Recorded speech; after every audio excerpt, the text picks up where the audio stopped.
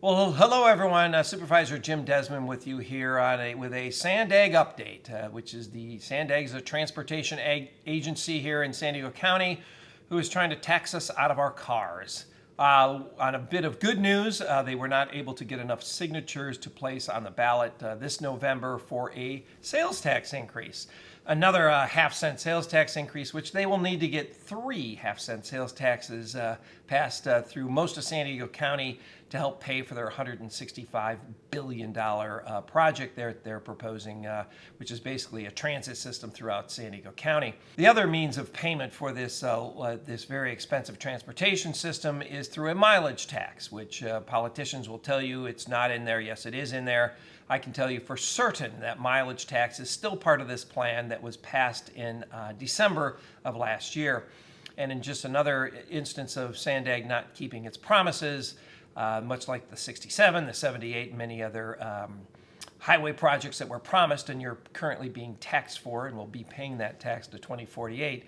But another broken promise is the fact that that mileage tax is still in there. And SANDAG was instructed when they approved the plan that to come back in 6 months, which would have been June of this year, with a plan to get rid of the mileage tax and come back with alternatives, supposedly some other way or means of taxing or paying for this project.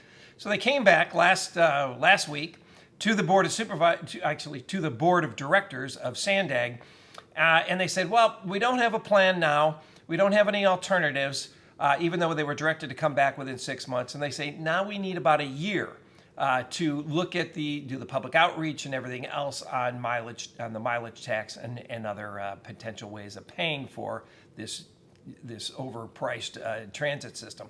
So they're going to take another year to maybe get rid of the mileage tax. So don't be fooled. That mileage tax is still in there.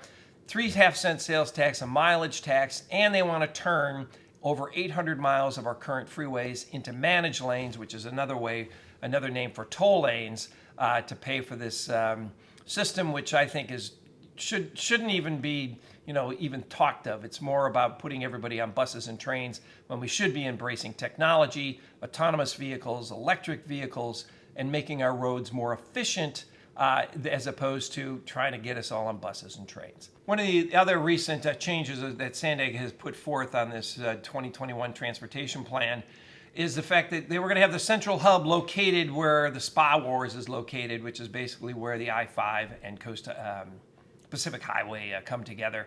Now they want to move it to downtown San Diego, which makes more sense. But the site that they want to put this new transportation hub at is where the city of San Diego purchased a building, which 5 years ago, and they've only occupied it for a couple of months because of all the asbestos that they now have found in that building.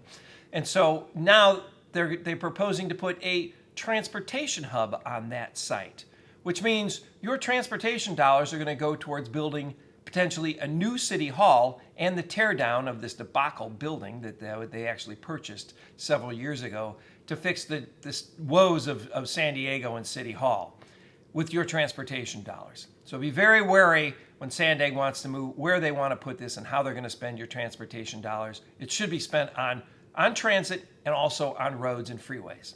So that's the latest on SANDAG. I'll keep you up to date on any future items as they come forward. Thanks for checking in.